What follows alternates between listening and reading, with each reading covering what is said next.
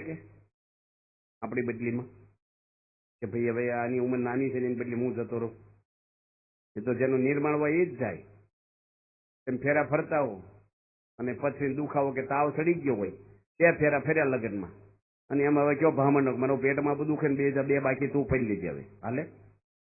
એ તો ઉચકીને ફેરવે. તો આપણે જ કરવું પડે. ભોજન, ભજન, મરણ અને પરણ આ 4 વાત આપણે કરવી પડે.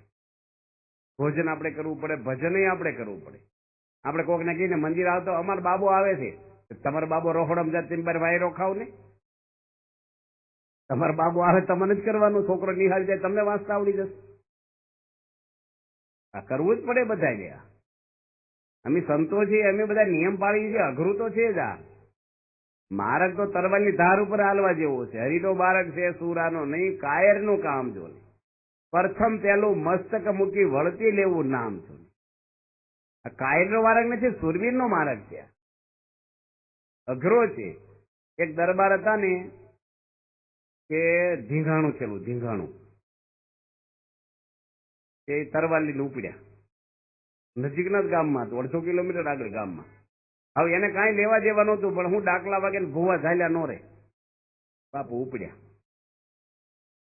અને આંજે પાસે આવ્યા.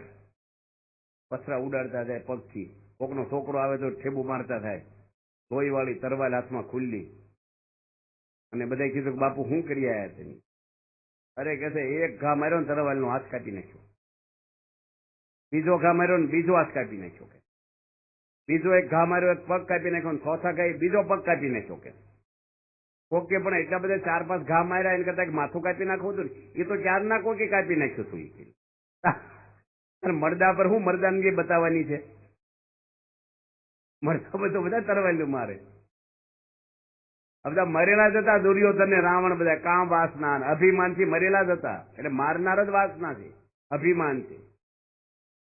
પણ જે માણસને નડે છે અંદર એને મારી નાખવું ને, માન ને ઈર્ષા ને ક્રોધ, એનું નામ સુરવીરતા છે.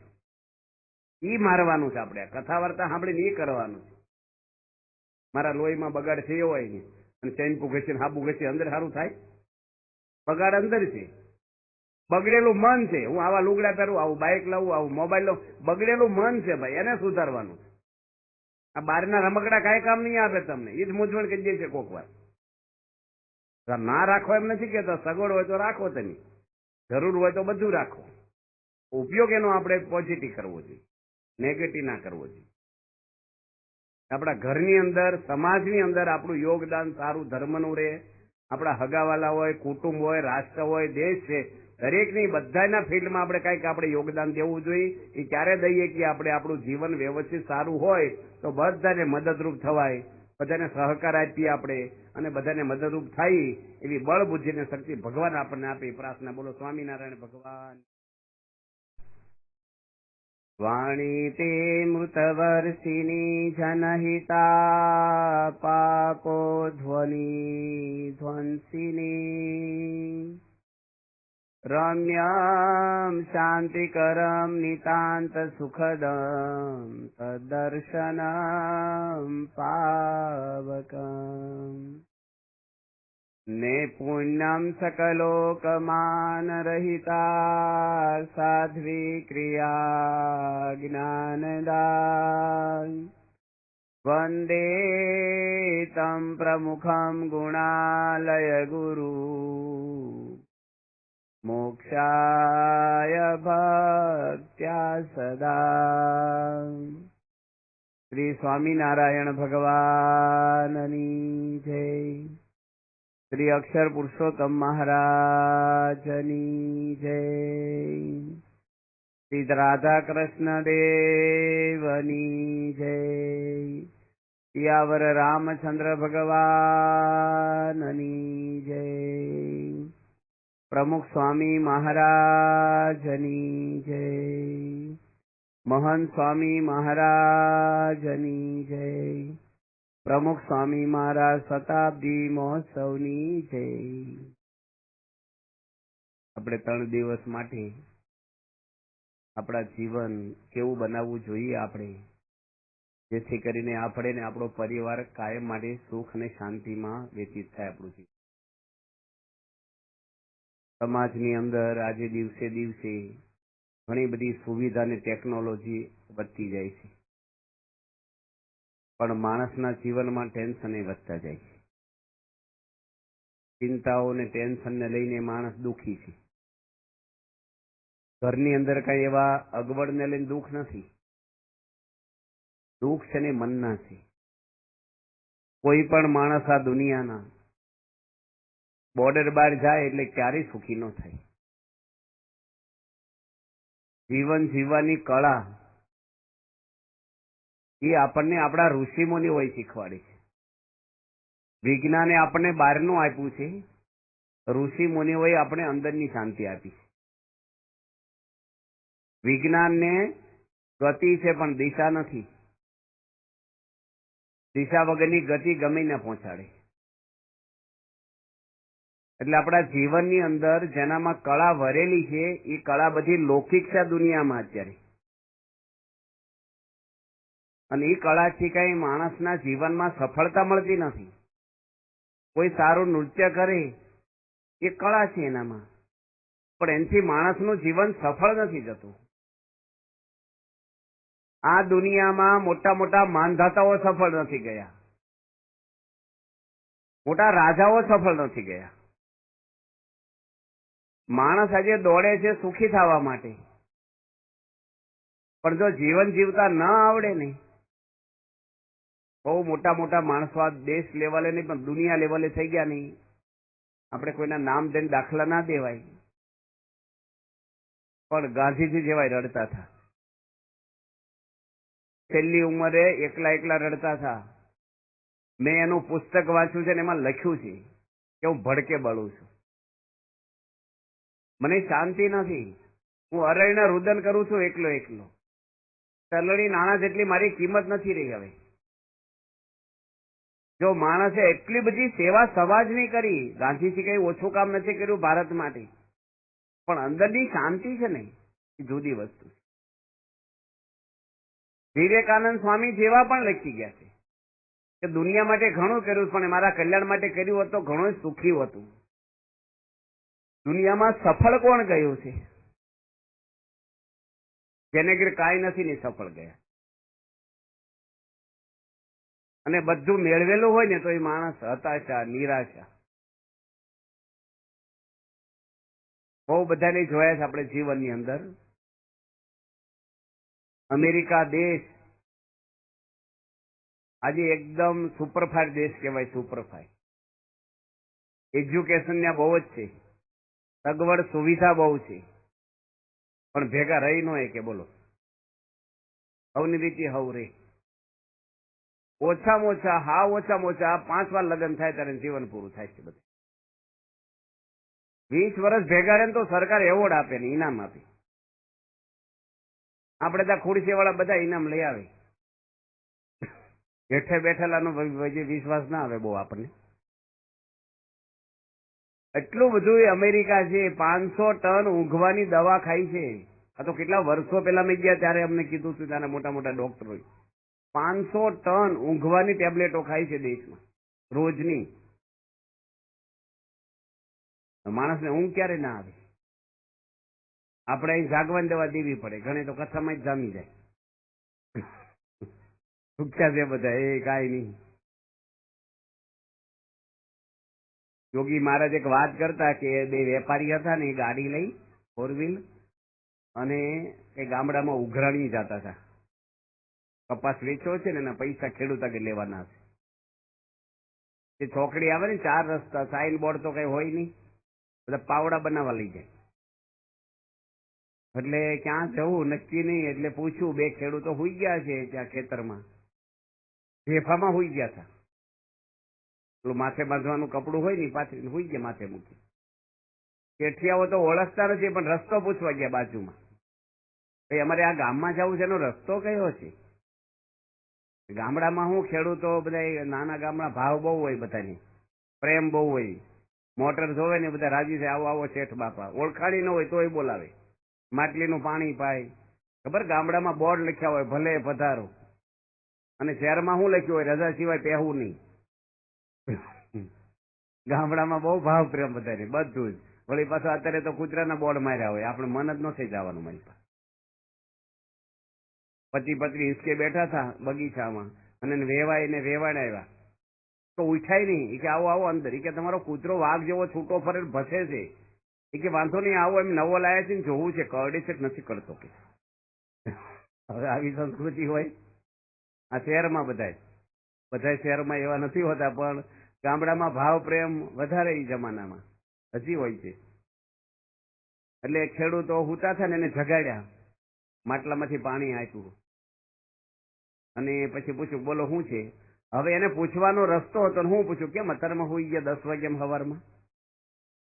તમે રસ્તો પૂછવા આવ્યા, એ શેના માટે હોઈ ગયા તમારો પ્રશ્ન છે. બુદ્ધિ હોય ને એ બધી વાપરે જ કરે માણસ.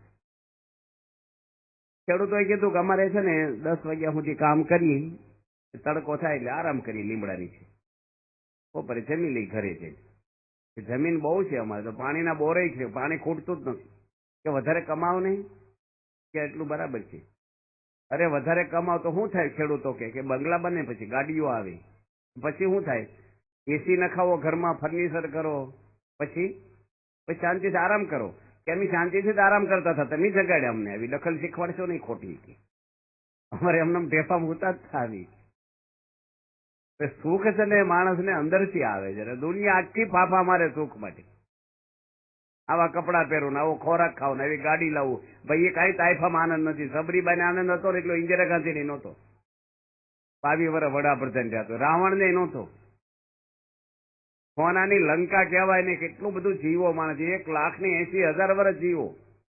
આપણે તો હજી 60-70 વર્ષમાં શું કે દોરી ખેંચી લો. હવે રાવણ એટલું બધું જીવો ને તો શાંતિ મળી નથી. એને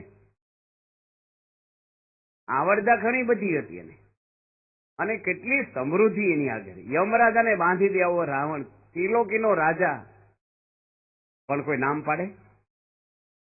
બ્રાહ્મણ હતો, રાજા હતો, વેદ ભણેલો હતો. કોઈ સભા મોડા આવે ને તેમ કહો કે આવો આવો રાવણભાઈ અહીં બેહો. તેમ ગાળું દે આપણને. રાવણભાઈ કયો મન, રાવણની એલર્જી થઈ ગઈ બધાની. પૈસા હતા એને કે મનની શાંતિ નહોતી. સીતા માતાને લંકામાં લાવ્યો રાવણ, પછી એક દાડો શાંતિથી ઊંઘ નથી આવી એને. કઈ વરદાન માંગ્યા અને રામને સીતાને જંગલમાં મોકલ્યા, પછી કઈ એક દાડા શાંતિથી ઊંઘ નથી આવ્યું પેલેસની અંદર, રાજમાં. અને સીતા માતા ચટાઈ ઉપર આનંદથી જીવન ગાળ્યું છે. શાંતિ ને સુખ અંદરથી આવે છે. ગીતામાં શ્રી કૃષ્ણ ભગવાન કહે છે કે જેનું મન સ્થિર છે, પવિત્ર છે, શુદ્ધ છે, એને ક્યારેય દુઃખ ન આવે. આનંદ મનથી આવે છે. કોઈ વસ્તુ વ્યક્તિથી આનંદ ક્યારેય મળે નહીં કોઈને. અંદરનો આનંદ કોઈ લઈ ન જાય આપણો, એ કાયમ રહે. એટલે જીવનમાં સફળ જવું હોય ને, કોઈ રસ્તો આ દુનિયા પર છે જ નહીં. યાદ રાખજો તમે. ગમે તેટલું કરો તમે, તમને મોટપ મળશે, સન્માનો મળશે, તમને હોદ્દાઓ મળશે, શાંતિ નહીં મળે. શાંતિ જુદી વસ્તુ. ભગવાન ગીતામાં લખ્યું છે, આખી દુનિયા બોલે નહીં માન્ય નહીં, એક કૃષ્ણ ભગવાન બોલે નહીં માન્ય થાય. ભગવાન હતા, પરમાત્મા હતા. માણસની અંદર ભેદભાવ હોય, રાગદેશ હોય, માન મોટપ હોય, વિષયો હોય, એનું પ્રમાણ ના કહેવાય. શ્રી કૃષ્ણ ભગવાનનું પ્રમાણ કહેવાય. ભગવાન બોલે સત્ય. જો મહાભારતમાં એક પ્રસંગ આવે છે કે જયારે લડાઈ પૂરી થઈ અને છેલ્લે શ્રી કૃષ્ણ ભગવાન વિદાય થતા હતા, ત્યારે અશ્વસ્થામાં દ્રોણાચાર્યનો દીકરો કેવા કામ કર્યા કે ઉત્તરા જે અભિમાન્યુની પત્ની હતી, અભિમાન્યુ લડાઈમાં મૃત્યુ પામી ગયેલા છે, અર્જુનના દીકરા હતા. એની પત્ની ઉત્તરા, એના પેટમાં એક બાળક હતું. આ માણસની હલકટ એટલી છે કે પાંડવોનો વંશ નો રહેવો જોઈએ, અને બ્રહ્માસ્ત્ર છોડ્યું એના ગર્ભની અંદર કે બાળક મરી જાય. એટલું નિર્દય કામ વ્યક્તિએ કર્યું છે. કોનો પુત્ર છે? ગુરુનો, પાંડવોના ગુરુ દ્રોણાચાર્યનો દીકરો, શાસ્ત્ર ભણેલો છે. અને શ્રી કૃષ્ણ ભગવાન પોતે એ વખતે ઉત્તરાની આગળ ગયા. કુંતી માતા રડે છે, દ્રૌપદી રડે છે કે પાંડવોનો વંશ આના પેટમાં છે, ભારતનું ભવિષ્ય આના પેટમાં છે. જે રાજા પરીક્ષિત નામે બહાર આવ્યા છે, એ ભારત દેશના રાજા હતા પરીક્ષિત. શ્રી કૃષ્ણ ભગવાન એ વખતે બધાની વચ્ચે કેવો શબ્દ વાપર્યો કે હું જીવનમાં ક્યારેય જૂઠું ન બોલ્યો તો બ્રહ્માસ્ત્ર પાછું વળી જાય. હવે મહાભારતની લડાઈમાં ભગવાને કેટલાને મરાવ્યા છે? ભગવાન કે મારા ચારિત્રમાં કોઈ ફોલ્ટ ન હોય તો બ્રહ્માસ્ત્ર પાછું વળી જાય. મેં કોઈ ખોટું કામ કર્યું ન હોય અને બ્રહ્માસ્ત્ર ભગવાને પાછું વાળ્યું અને પરીક્ષિતનો જન્મ આપ્યો. એ પરીક્ષિત રાજા જ્યારે પાંડવો જરાસંઘ જોડે યુદ્ધ કર્યું, આપણે જીવનની સફળતાની વાત કરીએ છીએ. યુદ્ધ કર્યું, જરાસંઘ છે ને એ બે ફાડિયા જન્મેલા શરીરના બે ભાગ વચ્ચેથી, અને જરા નામની એની દાસી હતી ને એની બેને ભેગા કર્યાથી જીવતો થઈ ગયો. શાસ્ત્રમાં છે ને સંશય નહીં કરવાનો, આ બધી કથાઓ લખેલી છે. હવે ભીમે એને માર્યો અને એનો મુંગટ હોનાનો હતો ને એ ભીમ પોતે લઈ આવ્યા પાંડવો અને એના પટારામાં મૂકેલો. રાજા પરીક્ષિતને જયારે રાજાભિષેક કર્યો, કારણ કે પરીક્ષિત રાજા છે ને એને રાજ આપીને પાંડવો સ્વર્ગારોહણમાં જતા રહ્યા.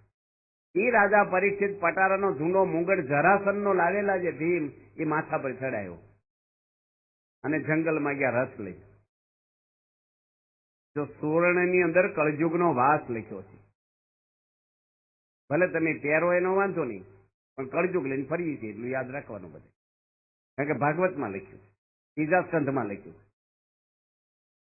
એ પરીક્ષિત રાજા જતા હતા ને ત્યારે એક માણસનું એની દ્રશ્ય જોયું કે ગાય છે ને એને એક ભાઈ મારતો હતો અને બળદના 3 પગ તોડી નાખ્યા. એની એક પગે બળદ ઉભો છે, એને પણ તોડી નાખવા માણસ તૈયાર હતો. પરીક્ષિત રાજાએ જોયું કે મારા રાજ્યની અંદર આવો અધર્મ કોણ કરે છે, એની બાણ ઉગામ્યું. એ પોતે કળજુગ હતો. કૃષ્ણ પધાર્યા કેળ્યાની વાત શ્રી ભાગવતે ભાખી. ભગવાન પોતે જયારે ધામમાં ગયા કૃષ્ણ, એ જ વખતે કળજુગ આ પૃથ્વી પર આવી ગયો. કળજુગની આવડતા છે 4,32,000 વર્ષ. હજી એને 5,000 વર્ષ થયા છે. શિશુ મંડળમાં છે, હજી ઘોડિયામાં. ભોગન હળાળ કળજુગ આવી ગયો. હજી તો કિશોર ને યુવાન થશે ને તારે જીવતા નહીં આવડે આપણે. મેં ભાગવત વાંચ્યું છે, 1200 પેજ ઉપર લખ્યું છે કે 20 વર્ષની આવડતા માણસની રહેશે. પેલા માણસો 100 વર્ષ જીવતા, તમારા ગામમાં 100 વર્ષના કેટલા છે? હવે ડોક્ટરને ઘરની દવા તો 100 વર્ષ જ જીવતા. આવડતા તો ફટ દઈને જતી રહેશે માણસ. એ પરીક્ષિત રાજા એ બાણ ઉગામ એટલે કળજુગ આવી ગયો પરીક્ષિતના શરણે. પહેલાના રાજા એવા હતા કે શરણે આવીને મારે નહીં, કોઈને મારવાય ના દે. એટલે તું કોણ છો? હું કળજુગ છું. કે મારા રાજ્યની બહાર નીકળી જા, કે તમારો આખી પૃથ્વી પર રાજ છે, હું ક્યાં જાઉં? કે તું હેરાન કરીશ કે મને અમુક જગ્યા તમે આપી દો ને, હું કોઈને નહીં નડું. પરીક્ષિત રાજા એને કયા સ્થાન આપ્યા છે? શ્રીમદ ભાગવત આપણા હિન્દુઓ માટે મેન ગ્રંથ ગણાય છે. એમાં લખ્યું છે કે જ્યાં જુગાર રમાય ને ત્યાં તારે જવું. કે હજી એક આપો ને, આ તો કેવું સ્થાન આપ્યું તમે? કે દારૂ પીવાય ત્યાં જશે. ઘરની વાત નથી કરો, ભાગવતમાં 2 વાર અક્ષર વાંચ્યું. દારૂ એટલે દૂધ પાન એટલે બધા જ વ્યસનો આવી ગયા એમાં. દારૂ ન પીવો, સિગારેટો પીવી એવું નથી આવતું. વ્યસન માત્ર આવી ગયા. વ્યભિચારમાં જવું. એક સારું સ્થાન આપો ને, બધા કેવા તમે મને આપો છો કે સુવર્ણમાં રહેજે જા. કળજુગ એટલે કંકાસ, કજિયો, ઝઘડો, આ બધા છે ને. અને વધારે ઉમેરી દીધું સત્તારના એવો લોકો કૌભાંડ, બધા કઉ ઉપર જ છે. અને ઘણી વાર પાળેલું કૂતરું કરતું હોય છે. સોનાનો મુગટ પહેર્યો ને તે રાજામાં જ પ્રવેશ કર્યો કળજુગે પહેલો જ. અને પરીક્ષિત રાજા ઋષિના આશ્રયમાં ગયા. સમીક ઋષિ હતા, ધ્યાનમાં બેઠા હતા અને ખબર નથી કે મારા રાજ્યની અંદર મારા આશ્રમમાં મારા રાજા આવ્યા છે. એટલે રાજાને પેલો કળજુગનો પ્રવેશ થયો, સુવાળો મુગટ આસુરી માણસનો હતો. એટલે મરેલો સર્પ હતો ઝાંખળામાં એ ઋષિના ગળામાં પહેરાઈ દીધો. ઋષિને તોય ખબર નથી, ધ્યાન સમાધિમાં હતા. પેલાના ઋષિઓ ધ્યાનમાં બેસે ને શરીરના ભાવ ભૂલી જાય. આપણે તો અત્યારે ધ્યાન કરવાની બહુ ધ્યાન રાખવાની જરૂર છે વધારે. તો ધ્યાન તો કઈ થતું નથી આપણે. અને ઋષિ તો કઈ ખબર ન પડી, પણ એમના શિષ્ય આવ્યા, રોંગી ઋષિ. બાજુમાં તમસા નદીના કિનારે ઋષિ પુત્રો અધ્યયન કરતા હતા. ઋષિ પુત્રો બધા એની જોયું કે મારા ગુરુના, મારા પિતાના ગળામાં જેની સાપ નાખ્યો છે ને તક્ષકના કડે હાથ દાડામાં એનું મૃત્યુ થઈ જાય. પહેલાના જમાનામાં બધા શ્રાપ આપી દેતા. શ્રાપ તો હજી આપે છે, પણ હવે કોઈને લાગે નહીં આપણને. બધા કે તમારું સત્યાનાશ નીકળી જાય, કશું થવાનું નથી. કે આપણામાં સત્વ હોવું જોઈએ ને શ્રાપ દેવું.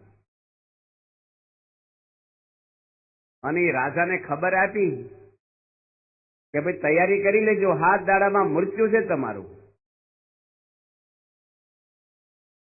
હવે શું થાય ગયો, આપણને હાથ દાડામાંથી 8મો દાડો આવવાનો છે. આજે આપણે સોમવાર છે ને, હવે ઘરે જવાનો અવાજ આવે પટારામાંથી, માળિયામાંથી, ફ્રીજમાંથી કે મંગળવારે તૈયાર રહેજો, તમારું મોત છે સાંજે 7 વાગે. યમરાજ આવવાના લેવા. બોલો ફફડાટ થઈ જાય કે નહીં આપણને? એવો રાજા પરિસ્થિતિને થઈ ગયો. રાજના હોશ ઉડી ગયા. એનો દીકરો જન્મ જઈને રાજ તિલક કરી દીધું. આખો ભારત દેશનો રાજા છે, પણ મોત આગળ તો ભલ ભલા ખંબળ દાર બંધ દેખ કાલ કિસી કોને છોડતા હે. મોત કોઈને છોડે નહીં. ગમે તે તમે નવો રક્ષણ ભક્ષણ થઈ જાય, ગમે તેની તમારી સિક્યોરિટી ઉડી જાય. હાર્ટ એટેક આવે, શું કરે સિક્યોરિટી? કોઈ પણ વ્યક્તિ દુનિયાની આવે, કોઈનું ચાલે નહીં, કોઈની આગળ. મોત તો ગમે ત્યારે આવી જાય. મૃત્યુ પછી આપણા હાથમાં શું છે કયો મને? કાંઈ નહીં. તો હું જીવનમાં કમાણા આપણે સરનામાં ક્યાં છે આપણે? એક ભાઈ હતા ને, એના નવા નવા મોંઘા બૂટ કોક ચોરી ગયો. એ ભાઈ છે ને, જેના બૂટ ચોરાઈ ગયા હતા ને, શમશાનમાં જઈને બેસી ગયા. એટલે સવારનો શમશાનમાં કેમ બેઠો છે કે મારા કોઈક નવા મોંઘા બૂટ લઈ ગયો. પણ અહીંયા શમશાનમાં હું ગમે ને ગયો છે, અહીં આવવાનો છે ને એક દાડો, ક્યાં જવાનો? કારણ કે મોત છે ને માણસે કોઈ પણ નહીં, બધાની પથારી ત્યાં જ છે આપણી. મનમાં શું મલકાય, રોજ તારી આવરદા ઓછી થાય. તમસાને તારા માટે લાકડા લેવાશે, ઉપર સુવાડી પછી આગરે લગાડશે. ભડ ભડ બળે તારી કાય, રોજ તારી આવરદા ઓછી થાય. રોજ આપણી આવરદા ઓછી થાય. રોજ આજનો દાડો પૂરો થઈ ગયો, શું કર્યું ભગવાન જાણે. કોણ હિસાબ પૂછે છે આપણને? વચ્ચે તમને વાત કરી દઉં. 3 દાડા છે ને એટલે શાંતિથી કથા થશે. આપણે ભાગવતની અંદર એક પહેલા સ્કંધમાં એવી કથા આવે છે કે 4 યુગની એક છોકરી કહેવાય છે. 4 યુગ છે: સતયુગ, ત્રેતાયુગ, સતયુગ, દ્વાપર, ત્રેતા અને કળયુગ. સતયુગના બહુ આવરદા વધારે છે. દશરથ રાજાને 60,000 વર્ષની ઉંમરે તો દીકરાનો જન્મ થયો. એવું વાલ્મીક ઋષિ લખે રામાયણમાં. ઋષિ મુનિઓ 60,000 વર્ષ તપ કરતા. 60,000 વર્ષ લગ્ન થઈ ગયા પછી દીકરો થયો, એની ઉંમર થઈ તારે. અત્યારે તો લગ્ન કરે 2 વર્ષમાં કે ધૂંડ કરો, ધૂંડ. ભાઈ શાંતિ રાખ, થશે ધીરે ધીરે. ઉતાવળિયા બહુ નહોતો.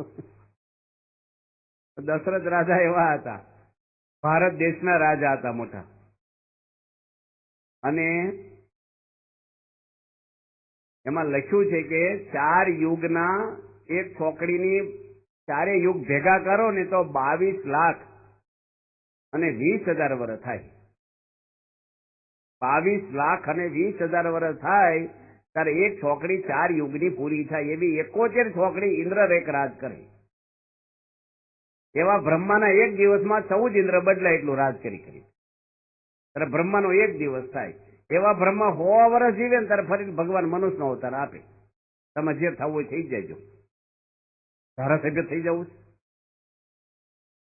કે મોક્ષ મેળવી લેવો છે કે ઉદ્યોગપતિ થઈ જવું છે, જે કરવું એ કરો.